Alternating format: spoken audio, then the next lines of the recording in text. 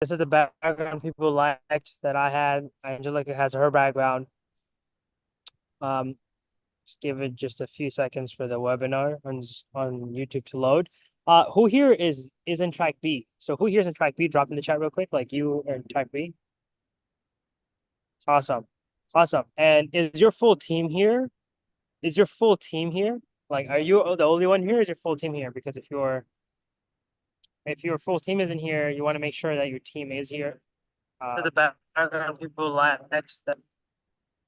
Okay, make sure your full team is here. Awesome. So a quick introduction about Angelica. So Angelica is actually from a different country. She's from Italy. So she's we got the proper Italian accent. You're gonna see. She's a true hustler. She hustled her way into Silicon Valley. She hustled her way into getting a sponsorship by the founder and CEO of Intercom. Two people were sponsored to come into to live on all paid expenses in San Francisco. She got the gig at Stanford also. It's pure hustle and great by messaging people on LinkedIn.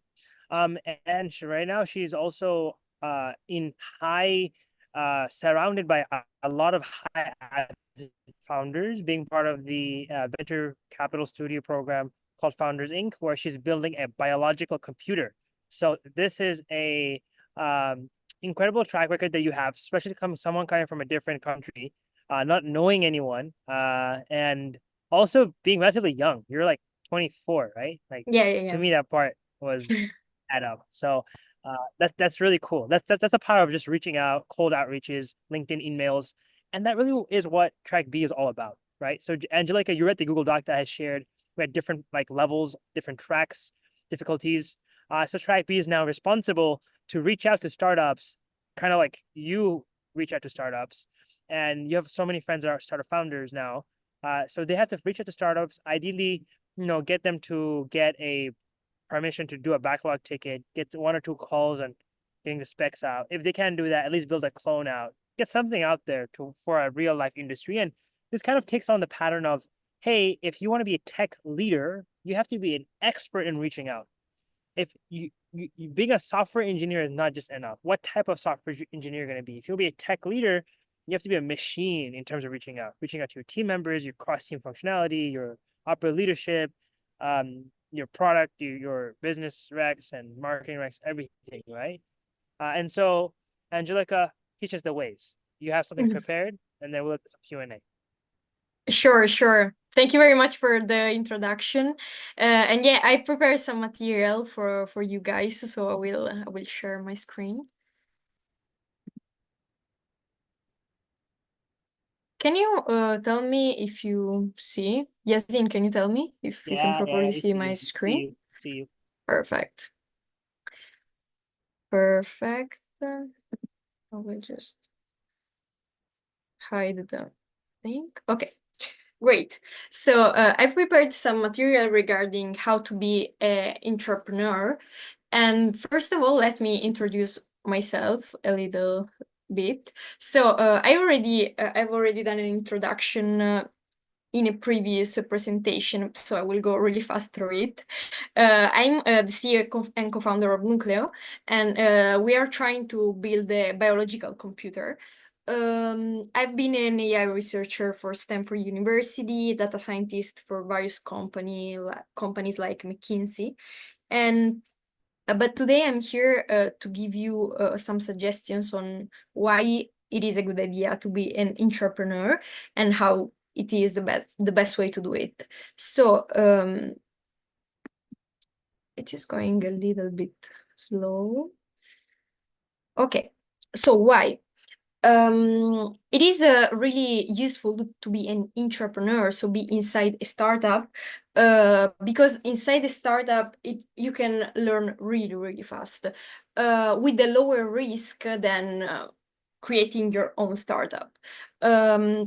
At the same time, in a startup where there are few people, you get a lot of exposure compared to being inside a big company, because you can see the whole strategy, dynamics, problems, and So you really have an idea of how things work, because when generally I've worked in big companies, what happens is that you are working on a specific problem and you don't really know what are the other problems, so you are really focused on a single thing and you don't get the full vision.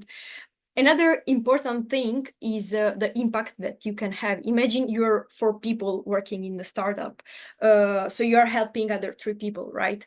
So you are responsible for the 25% of the outcome of the startup. It is like a lot, or also more than 25%. And then in a startup, you can do a lot of network with the people inside, because generally in startups people are really intense. I mean, in startup people work more than 8 hours per day, so the team is really really important. The team is strong, there are few people, so there's also a networking effect. How can you do that? How can you become an entrepreneur? So as Yasin also put on the Google Doc, so YC jobs, Techstar jobs, well-found also is an option, LinkedIn, university accelerators. But first of all, I would say your network. This is the best way to reach people. So indeed, the best practices that I would suggest you is always prefer warm intros than cold emailing. This is not a suggestion only for get to know other startups, but in the future, if you will start working on a startup and you want to know some investors, since you need, I don't know, to raise money, you always have to try to get some intros and not cold emailing people. Also because cold emailing can be more like transactional, can be perceived as transactional, and you don't really want that. You don't want to startup founders when you are reaching out to them to think that you just want to obtain something. I mean, don't be transactional. And okay, what should you work on? So my suggestion is to try to understand if you want to tackle a specific problem of a startup or some problems that are universal for all the startups. So what I think is that you can focus on 2 different problems. So there are some problems that are specific of some startups. And the pros of approaching these problems is the fact that you get a really deep knowledge of a specific industry and also more potential for being hired. Well, universal problems are problems that almost all startups have, or a really big amount of startups. And tackling these problems means that you have a potential to create your own startup, because if you find a way to solve problems for a lot of startups, you have created your own startup. And also you have the flexibility to work with multiple startups if you decide to focus on a universal problem. I want to give you an example on my startup of how this problem could be, for example, in a startup like mine. So I work on Nucleo. Nucleo is the name of my startup. And what we do, we want to create a biological computer. How we do that?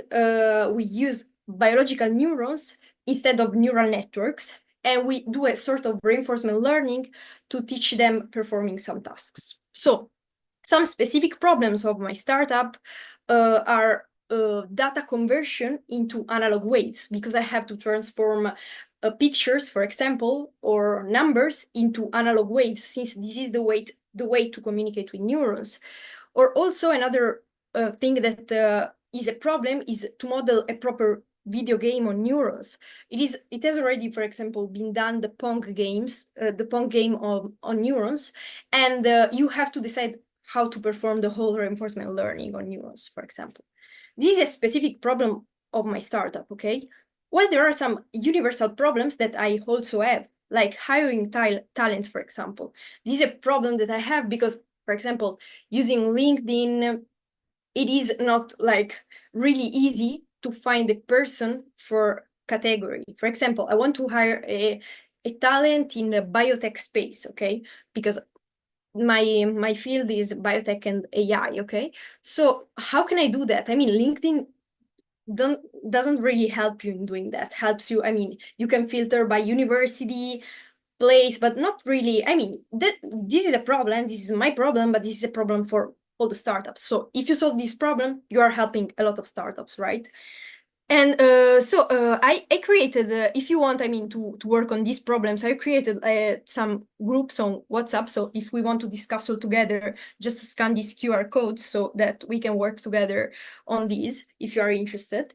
But then I can drop the links in the chat also. But yeah, those are clearly some examples. If you are interested, perfect. Otherwise, there are a lot of other problems that startups have. But the number one tip is do something that you like.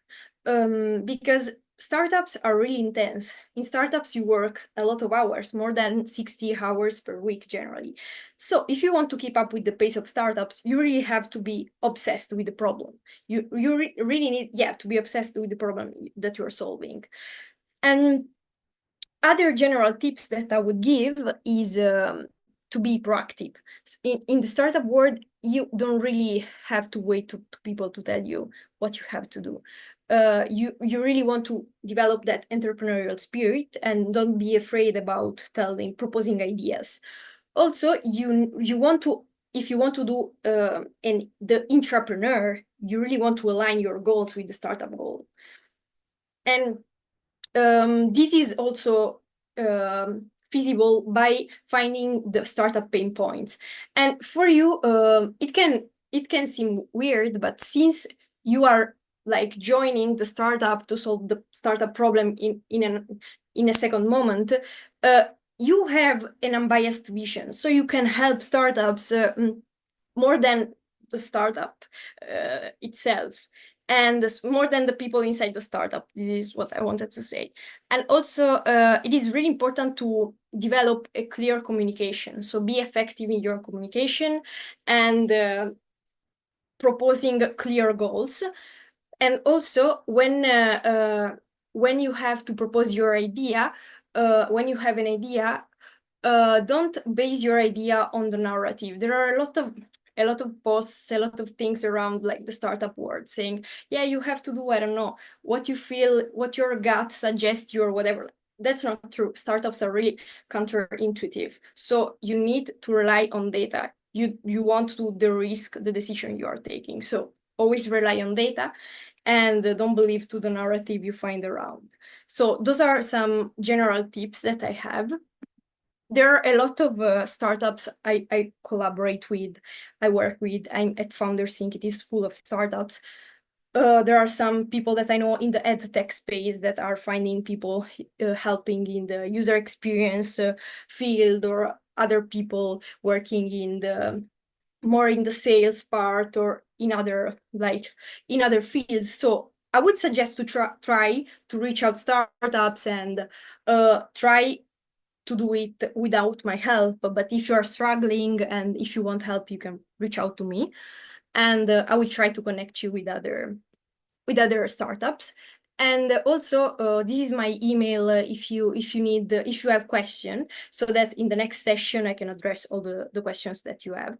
But also here, I mean, you can ask all the questions that you have right now. But if you want, this is my email for later.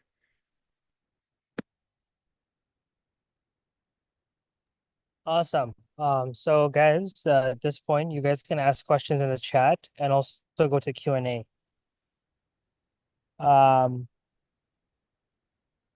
Okay, so I read, how exactly should we reach out to startups to get their attention? So as I was suggesting, you have to understand if there's a startup that you're interested and you have some people like in common. If there's any people in your network that you can ask to make an intro. Because as I was saying, this is the best way to be connected. Or also, I mean, find somebody that you have in common to make you an intro. This is the best way. The second way, clearly, it is cold emailing. And as I was suggesting, don't be transactional. Say that you want to help, you want to learn. And I mean, I'm sure that in startup, people will be really happy to talk with you.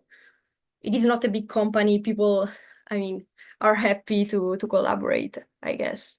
Then when you hire for a talent, what do you look for to make sure you don't end up with the wrong person? Yeah. So I think since I have a startup, I would say that something that it's really important for me is that a person is like obsessed with the problem. Is because I mean the startup rhythms are really intense, and in order to people to keep going, it is really important to be passionate about the idea, or like also not necessarily the idea, like the problem solving part. So this is like really important for me, and I think for a lot of people. How to make startup founders to respond to our cold emails messages just to make explain our interest. I mean, do you mean what do you mean just to make explain our interest? I don't really understand what you mean. Can you explain better, please? Then there's also a message in Italian. So there's hello Angelica. My question is, how did you start your startup? That's a really good question. I've always it is like some years that I want to do startup. So I've started from different problems and different people, and had to pivot ideas. I had to. I mean, I think it's really difficult that you start something at it with some people and it suddenly works. So I guess that you have to reiterate and find what works. And in my case, after some months, I found this idea. I've been like really passionate, and that I noticed that after weeks working on that, I kept being really passionate. And this is how you understand. I mean, if you keep being obsessed with something, and yeah, I guess that this is a good starting point. Um, then, okay, can you share your journey? There are a lot of messages. Sometimes it's okay. Can you share your journey to become AI researcher at Stanford? Yes. So, I, as Yasin was saying, I'm Italian. So, I had to, while doing my university in Italy, there was COVID, and so initially I could not really go out. And then go out to Italy. And when COVID ended, I remember I really wanted to go out and to experience other parts of the world. And I started with doing a semester exchange in Spain. And then I was in Spain, I was like, I want to do this again. I went in India. I did one semester in IIT Madras, and I was like, yeah, I want to do this again. And I started like dreaming about Silicon Valley, about the startup world. And I was like, yeah, like a perfect compromise would be going at Stanford to do some research work, since I would be there in Silicon Valley. And so I started, as Yasin was saying, like cold emailing everybody. Like if you are an Italian person on LinkedIn that attended an American university, you received a message from me. I mean, I cold emailed everybody, even if it is like not the best thing.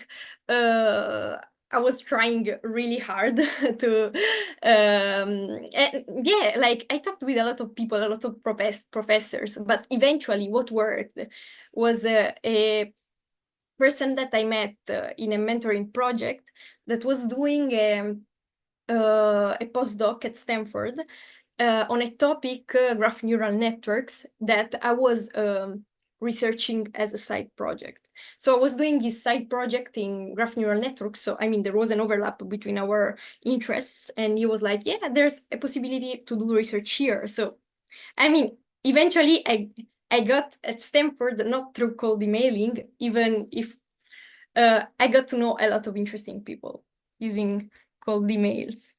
Then, okay.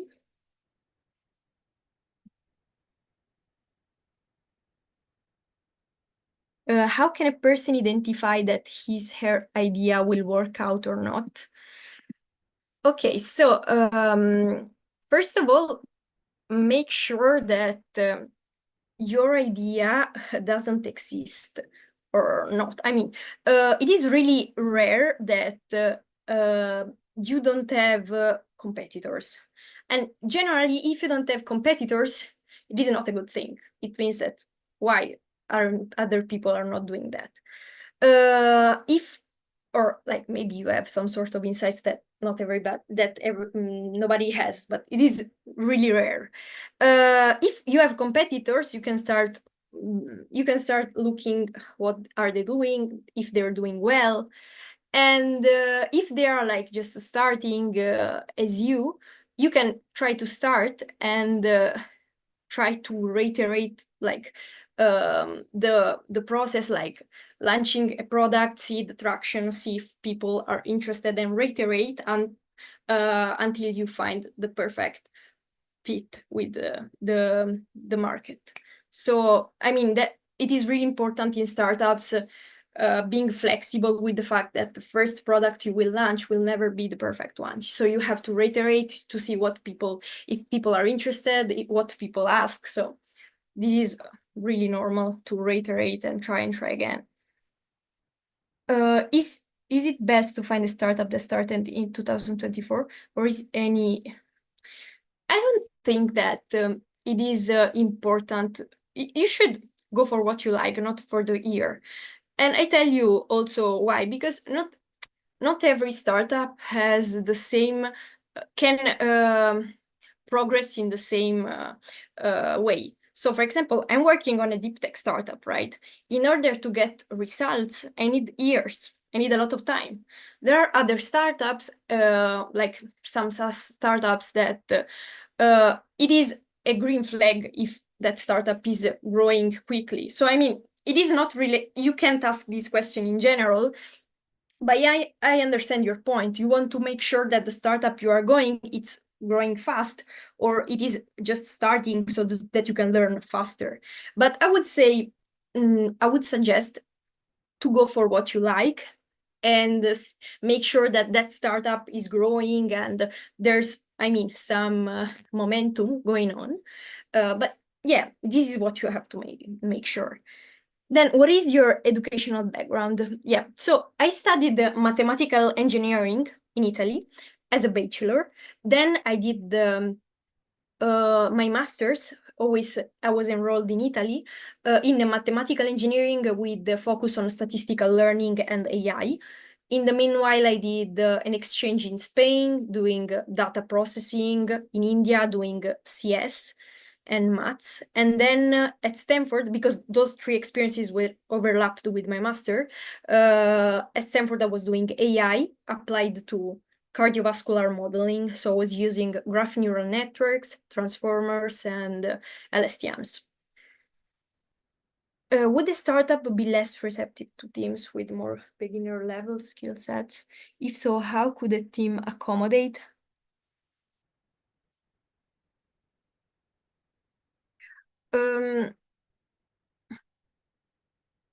With more beginner level skill set.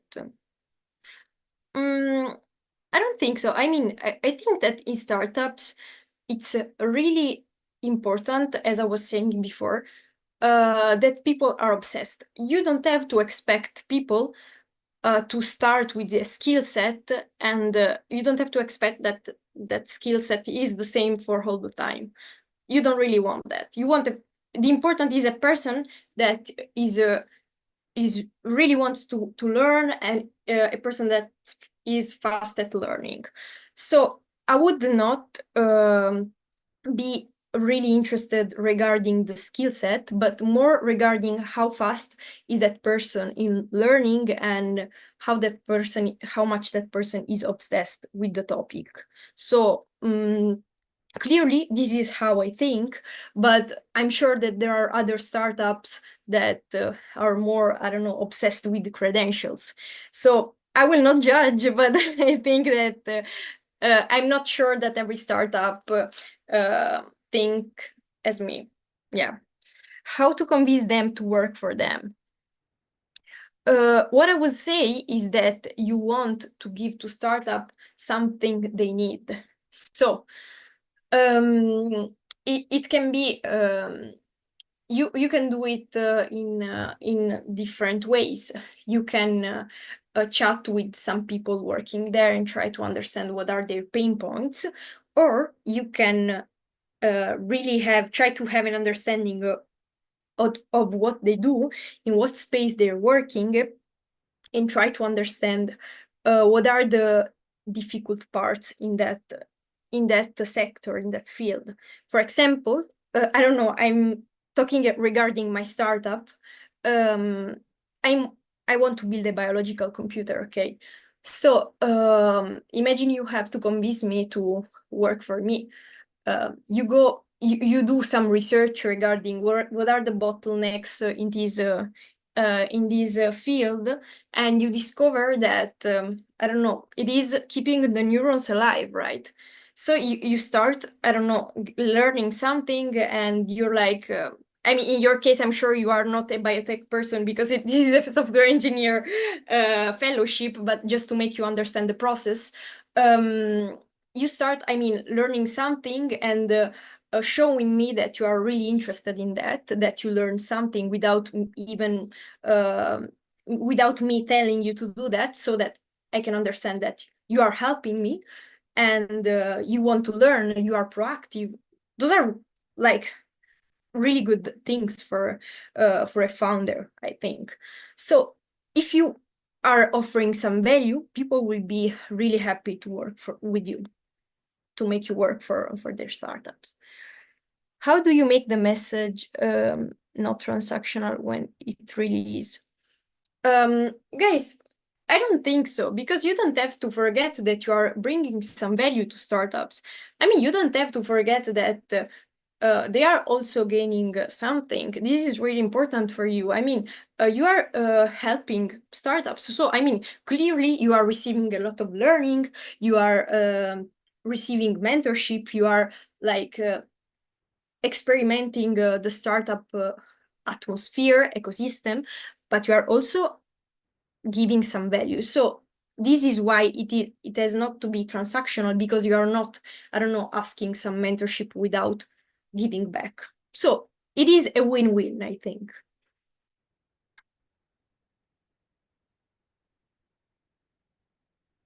I think always.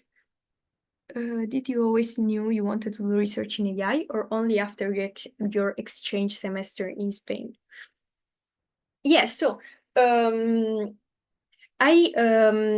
during my bachelor's and my master's, I've always done extracurricular activities. Like I've been doing some research as a side project. I was working on graphs, so like different graphs representations for different algorithms, and then like indexing for genome graphs, and then graph neural networks. So I had some experience, and I knew that for me that was really, really interesting, a really, really interesting topic to delve deeper. But what it is also something important is that I was not really sure about what I would have done after the university. So for me, it was important to experiment different things. That's why I did internships in a big company like McKinsey, and that's why I did some research. And then I ended up appreciating more the startup life. And I always say this, I always say that in order for you to understand what you want to do, the best thing to do is to try. And for me, research was an option. So I tried it, and then I discovered that I prefer more the startup life. But yeah, I wanted to try it. Wow, I'm just interested in your biotech startup. I've joined the group. What materials are you guys using? Okay, so I've created the group so that people that are interested, we can do like we can do a call. We can discuss all together. I can tell you about my project. If I will send you the link if you are not able to join. But yeah, so what we do is using biological neurons, so real neurons derived from stem cells so that I don't have to extract neurons from your brains. So stem cells are derived from blood or from skin cells. And so it is possible to make them differentiate in neurons. After that, you connect the neurons with electrodes and you perform a sort of reinforcement learning where you provide positive or negative feedback through electrical stimulations. So this is really an overview. But yeah, I will absolutely explain to people that are in the group and that are interested so that we can discuss about it if you are curious. How do you go about finding the email of the person startup you are trying to email? And if you cannot email them, what alternatives can you go with instead in order to contact them? So first of all, LinkedIn, X, those are like the first things. When you add a person on LinkedIn, you can send that person a message. And or like on X also, you can message people. Otherwise, what I suggest to do is go in the website of their startup. There's always an email that you can send generally there are in the websites, there are the email, or like try to understand all the people working in the startup. I'm sure that you will be able to send a message at least at one person of the startup. And yeah, or like, I don't know, if you are like really like desperate, you can't manage to do that, go check the connection, the people this person is posting together. I don't know, like there's a post with a friend, you text the friend, right? I mean, I'm sure that if you want to reach a person, you will be able to do that. What skills are you looking for with those joining the biotech group? As I was saying, the most important thing, this is a crazy project, guys. I mean, this is like reinventing AI using neurons instead of neural networks. So, I mean, you have to be crazy and really passionate about the project. This is what I care about. And if you are like passionate and you are committed, this is all that matters for me. Yeah. It's a common trope that VCs have a habit of running away from deep tech startups. How do you navigate when going about finding investors? Also, in such a startup, is it common for you to see non-technical founders as opposed to having technical founders, like being experts? Okay. Yeah. So I have to say that it depends on the investors you approach. There are different kinds of investors, and there are investors interested in SaaS, and that they say we don't have the background to judge deep tech startups, so we will not do it, and it's fine. Well, there are like other VCs that are obsessed with moonshots. This is a moonshot, my startup. So there, because I mean, moonshots have the thing that most likely, generally, they will not succeed, but if they succeed, they change the world. So since I mean the VC's game is a game of probability, there are a lot of VCs that prefer moonshots over SaaS. So I think, I mean, from my experience, it depends on the VCs. There are more VCs obsessed with moonshot and other VCs obsessed with SaaS. So I don't think it is a problem. And also, in such startup, is it common for you to see non-technical founders? In deep tech startups, it is like the most important thing is the team, and the team to be has to be, I don't know, my English is not Englishing, has to be formed by technical founders. Like it is really important because deep tech startups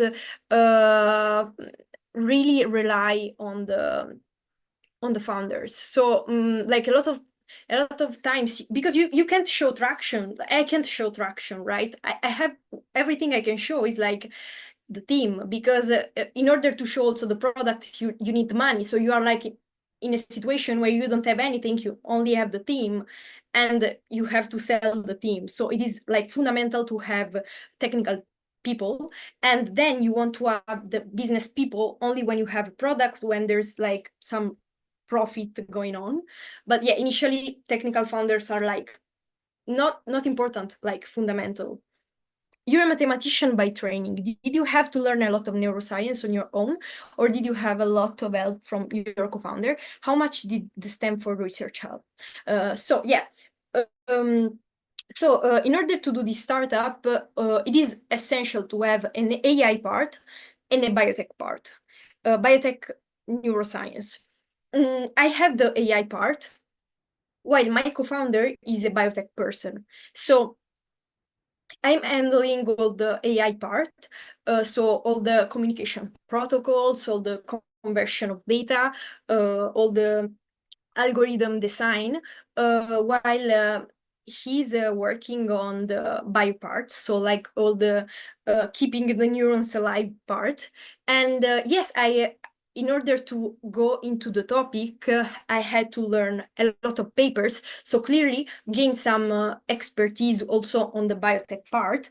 But clearly, what I think it is really important if we want to really go fast, I don't have to waste time becoming as good as him in the biotech part. He's the expert of that part. I have to trust him, and he has to trust me. He doesn't have to learn AI if we want to go fast. And also, clearly, my research helped in the AI part. But to be honest, for what I want to do, I don't think it is necessary to have a PhD for the AI part. So, I mean, it helped. If I'm here is also because I was able to be at Stanford. So, I mean, it helps for a lot of things. But talking about the skill set, I'm not sure that I needed to have a master's in order to do that. Yeah.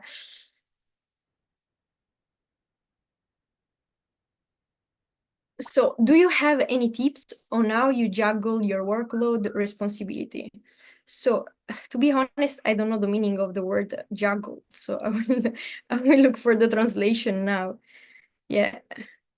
So, juggle. I have no clue. Your responsibilities. Ah, okay. Perfect. So, yeah, how I do it, I basically go for priorities because I have this. I'm a person really organized. I have a to-do list and everything, but I'm never able to do all the things that I schedule to do in that day. So the only way to deal with that, and I think in startup it's pretty common. If in startup, if you are able to reach your goals every day, it means that you are not thinking big. So what I do is go for priorities. What are the priorities of my day? I have to do these things and then go for the things that are less important. In startups, it's all related with the priorities, I would say. Wow, I've never heard for using stem cells. That's so cool. Sounds way more advanced than I've read. We Google. Yeah. No, if you're interested, just join the group and we can chat together, have a call, and I can explain it to you.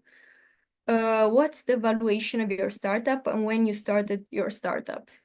Yes, so I can't really tell you my evaluation because I'm in the racing process right now, but when I finish, I will tell you. But yeah, we've started in working on this project like seriously in early June. So it has been 2 months, and yeah, 2 months. And we've done all the prototype parts. So we've validated a novel prototype hardware to do this. And we've done so all the R&D part, and right now we are racing in order to be able to start building the whole thing. But clearly before starting, we have to finish the designing of all the algorithms and data conversion that we want to do as soon as we start. Are you using DNA to store data? No, I'm not doing this because how it works. When you train neurons, what you do is doing a sort of like reinforcement learning so that neurons understand which connections they want to do, right? So it is like they decide the weights of their neural network, right? You don't need them. They are already storing those connections without you to use an external DNA, right? So we don't need that, but for the future, since we want to create a biological computer, it is something that we could explore, but right now it is not the focus, because right now our focus is to outperform current AI algorithms, since I will send you a paper if you are interested and you are in the group, since they've already outperformed the best AI algorithms, the best reinforcement learning algorithms using neurons to do Pong. I mean, at the Pong game, with neurons, they've outperformed the best AI algorithms at playing Pong. So, I mean, that's like incredible. That's our focus. So where do you find the ridiculously cracked team outside of a PhD program? Yeah, I think it's not true that the best people, the best technical people are doing a PhD. I don't think it is the only way you can find some talented people and obsessed people. And I will tell you why, because I've done research, I've done academia. There are like a lot of, I'm sure that there are like a lot of incredible people. At the same time, there are a lot of people like me that I don't like the academia goals.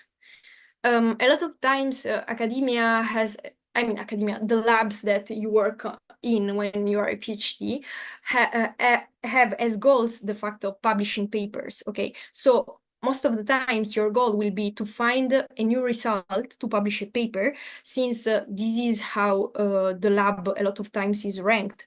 People want to publish a lot, want to have a lot of citations, and so there is this weird game that I don't really like. Clearly, it depends on the lab. There are labs where they want to create something real, they want to have a real impact, but a lot of times this doesn't happen.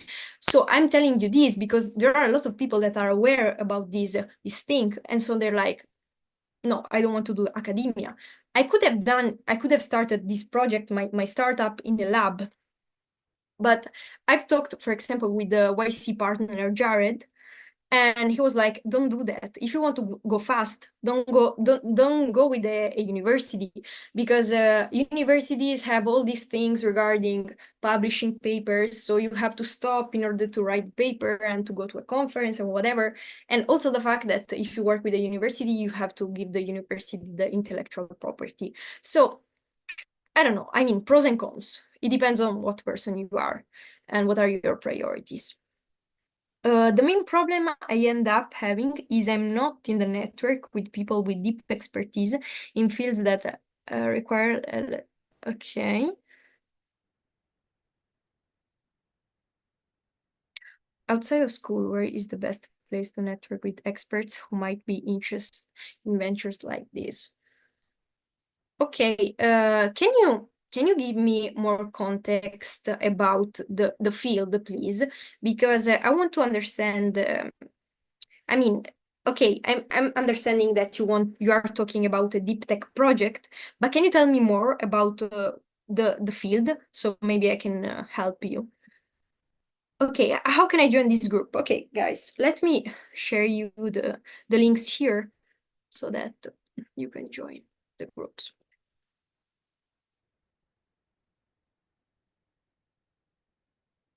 Yeah, so I created one group for people that are interested in the hiring thing, because I don't know, like there are some people that can be, this can be an idea that you can sell to a lot of startup. And I've also created a group for the startup I'm working on. So I will send both links, and who's interested can join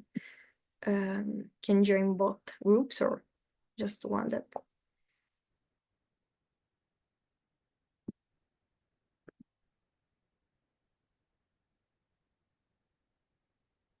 Yeah, we'll answer all it in the meanwhile. Where can I read more about your startup? Yeah, okay. I will send you the links, and so that we can create. I can organize a call, schedule a call, so that we can discuss all together about my startup if you're interested. Hi, Angelica, how are you? How did you come up with this idea? I mean, what was your ideation process? It's really impressive. Thank you very much. Okay, I will tell you just a moment that I send you the links. Okay.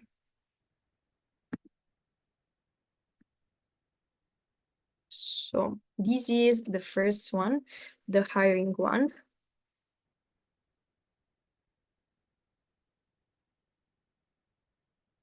Okay.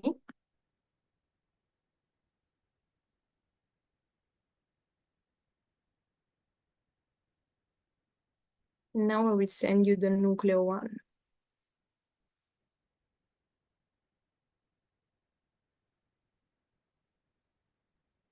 Perfect. Let me know if you're able to join the group. Okay, the ideation process. Yeah, so some like a lot of months ago, I went through this article explaining the biological computers functioning and the fact that there are some people, some researchers that have started to do that. And I became really curious, and I started thinking about that. But I was still doing university. I was still doing research at Stanford, finishing my master's. So I honestly I didn't have a lot of time to explore my passions. And but I put this idea like in the back of my mind somewhere. And I remember when let me drink some water. Really. Okay. So yeah, I remember that I wanted to come here. I wanted to start something at a certain point after publishing, like after submitting the paper with Stanford, and I was like, okay, now I have more free time. I wanted to come here and start exploring some new ideas, and this random thing happened. Like the CEO of Intercom, as Yasin was saying, he put this this post on X.com saying, I will sponsor 2 people to come here in the summer and build something. So I applied, and here I am. That's like unbelievable. And yeah, you should a suggestion is if you don't have a profile on x.com, do it, because every entrepreneur is using it. So it really helps. So here I am, I'm in SF. I don't really know what to work on. I start like exploring all the ideas I had and that I've never had the opportunity to explore while doing universities and a lot of other projects. I mean, and I started working on these again, after a lot of months, I started reading papers, and I noticed that I mean, for others, other ideas, I was reading some papers, and then I was getting like bored, and then not really interested after a few days. While with these, after like weeks, I kept being really, really passionate, and then I started talking with people, with my co-founder, and like we kept being really, really motivated and starting like working, creating the whole thing. And yeah, this is like the story.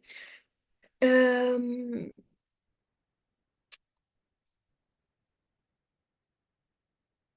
okay. You have learned a lot of very technical subjects. How are you able to quickly understand all of them? Mm, so I don't think that um, it is I don't know if I am quick in learning the things that I've learned. I've had a really technical background. I mean, I've studied mathematical engineering, so it was pretty technical. But I mean, I have a bachelor, I have a master, I did some research. So I guess that I've accumulated some experience. And so maybe you are asking me this question because I don't know, you are still in your bachelor and you think that I've done more than you, but I've spent more years than you maybe. So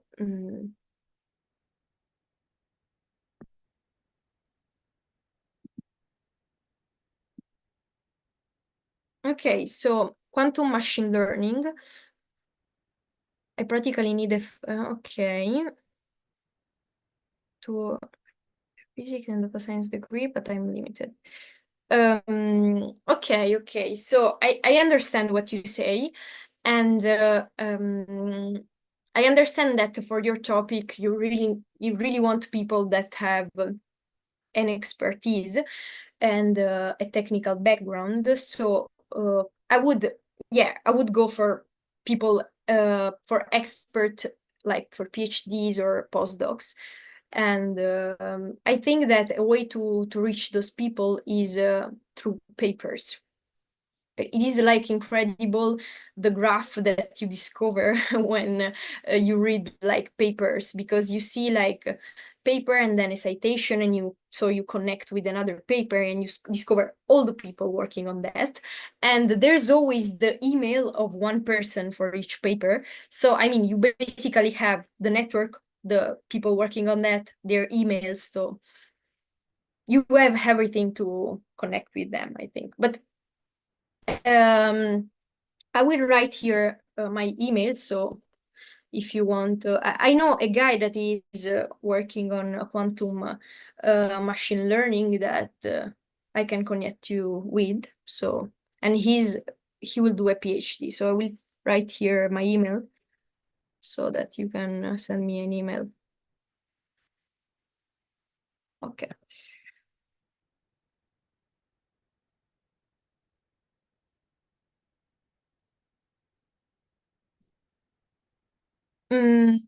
Guys, can you tell me if you see the groups? Ah, no, okay, no. I sent the groups to Yasin and not to everybody. Sorry. I will send them.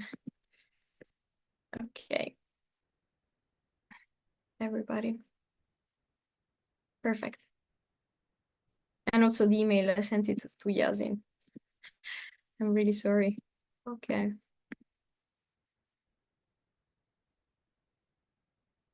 Yeah, I'm raising right now, so it makes sense to give you an evaluation when I finish my raising.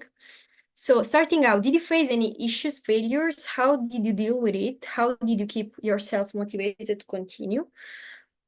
Sure. I mean, where is this group? Guys, I sent the group. Can you tell me if you... Okay, no, I see it. Okay, perfect.